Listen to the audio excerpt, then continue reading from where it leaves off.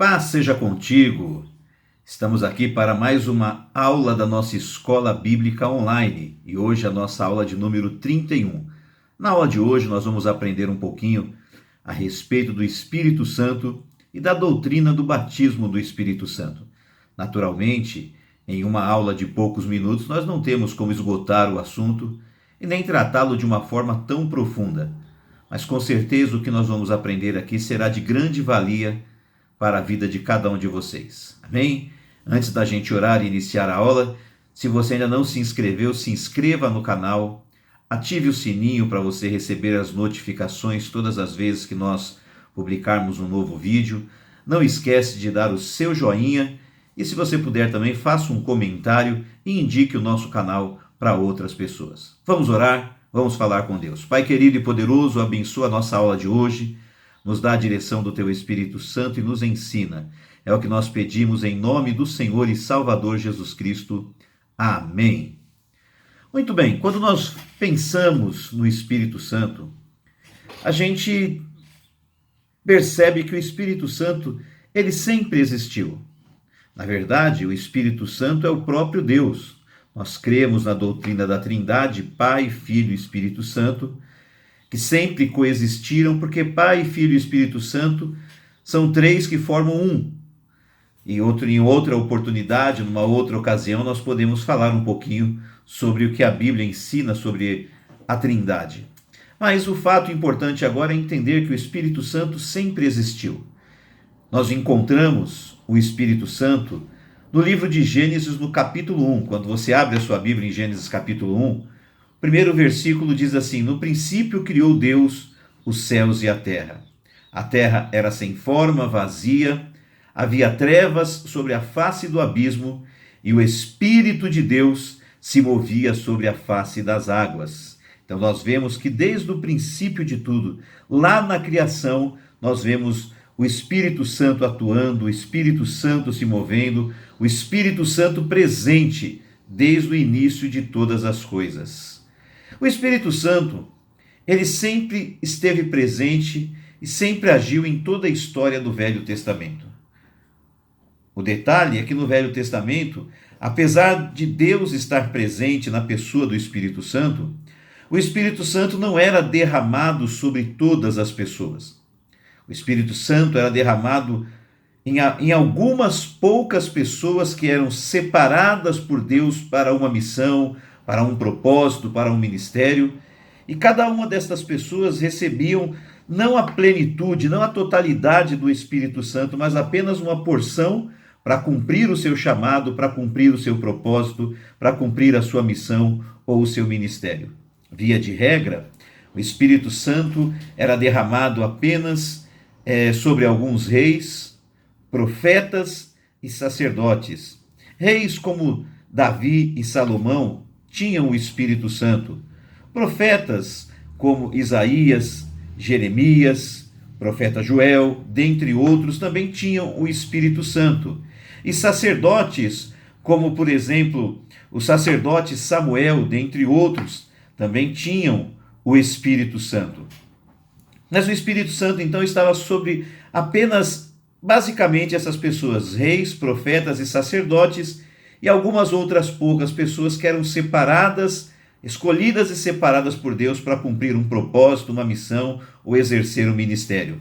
E entenda isso, o Espírito Santo era derramado apenas numa porção, não na sua plenitude, na sua totalidade.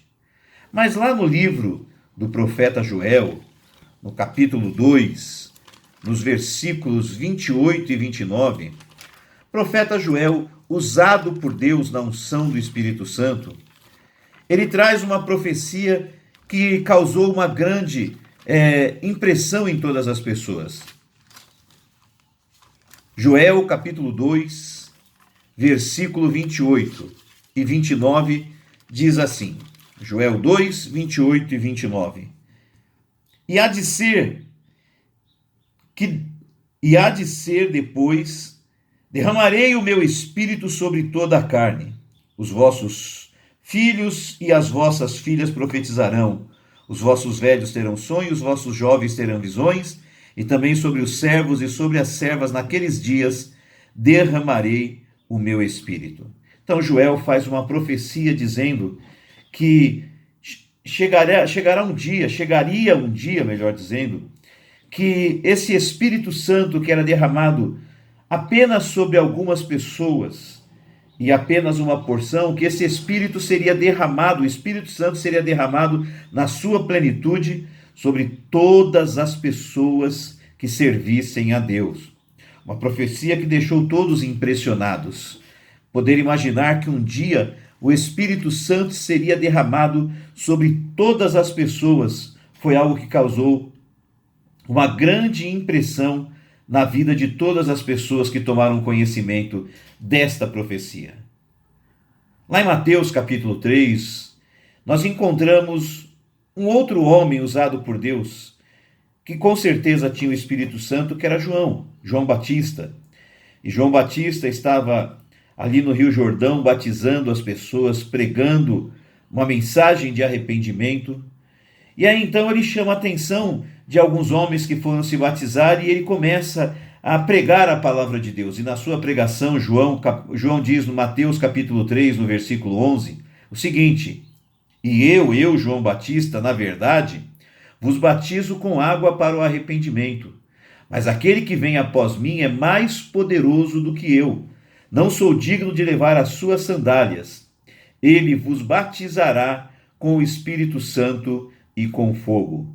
Então veja que João Batista, ele agora anuncia que, se referindo a Jesus, ele anuncia que Jesus viria e que quando Jesus viesse, dentre outras coisas que Jesus haveria de fazer, uma delas, Jesus iria batizar com o Espírito Santo. Então, quem batiza com o Espírito Santo é Jesus.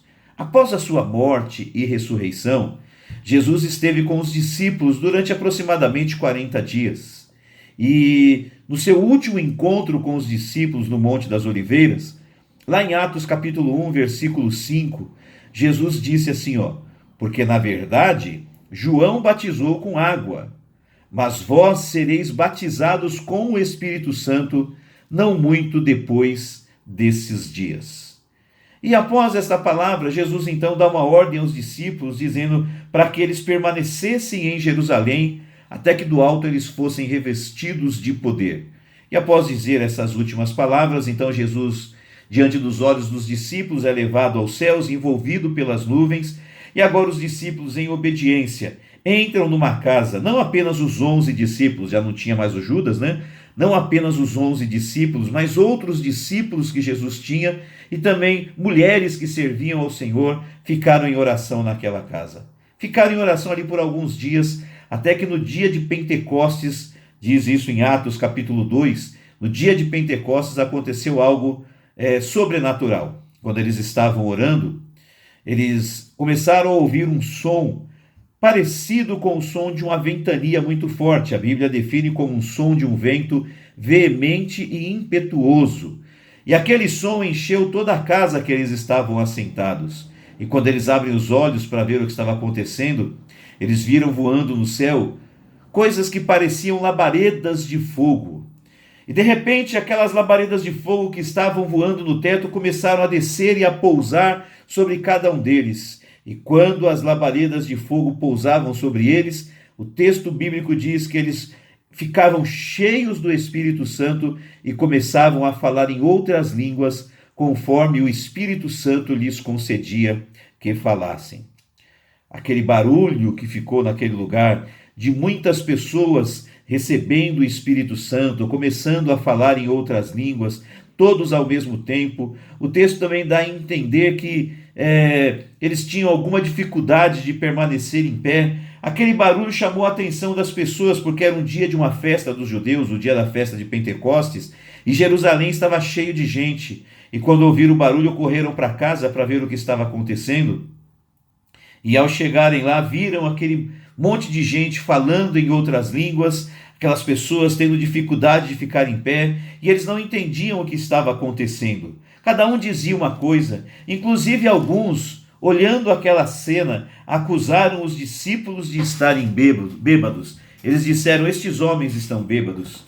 Mas então Pedro, Pedro toma a palavra e ele chama a atenção das pessoas dizendo: olha, varões galileus, irmãos judeus, estes homens não estão bêbados. E a explicação que Pedro dá é simples. No dia das festas dos judeus, como era aquele dia, a festa de Pentecostes, eles costumavam jejuar até às 3 horas da tarde. E aquilo ali ainda era 9 horas da manhã. E se eles jejuavam até mais tarde, sendo 9 horas da manhã, não comeram nem beberam, como que poderiam estar bêbados? Então Pedro derruba a ideia deles estarem bêbados com essa simples explicação. Então Pedro começa a dizer para eles: mas o que vocês estão vendo aqui não são homens bêbados, mas é o cumprimento da profecia dada por Deus através da vida do profeta Joel, quando disse que nos últimos dias o Senhor derramaria do Espírito Santo sobre todas as pessoas, sobre toda a carne. E a profecia dada por Deus através de Joel está se cumprindo hoje, disse o apóstolo Pedro àquelas pessoas. Então a gente percebe que em Atos capítulo 2, no dias de Pentecostes, começou a se cumprir a profecia dada por Deus através de Joel. Começou. E esta profecia continua se cumprindo até os dias de hoje. Começou em Atos capítulo 2, lá em Jerusalém, no dia de Pentecostes. Depois nós encontramos o derramar do Espírito Santo na cidade de Samaria, em Atos capítulo 8, através da vida do diácono Filipe. Nós encontramos o Espírito Santo sendo derramado em Cesareia, em Atos dos Apóstolos, capítulo 10. A profecia foi se cumprindo em Jerusalém, foi se cumprindo lá em Cesareia, em Samaria, e essa profecia do derramar do Espírito Santo continua se cumprindo até os dias de hoje, porque aqui em Atos dos Apóstolos, capítulo 2, no versículo 38 e 39, Pedro disse assim na sua pregação: disse-lhes Pedro: arrependei-vos cada um de vós, seja batizado em nome do Senhor Jesus Cristo para perdão dos pecados, e recebereis o dom do Espírito Santo, porque a promessa feita por Deus através de Joel, esta promessa vos diz respeito a vós, ou seja, as pessoas que estavam lá, aos vossos filhos e a todos os que estão longe.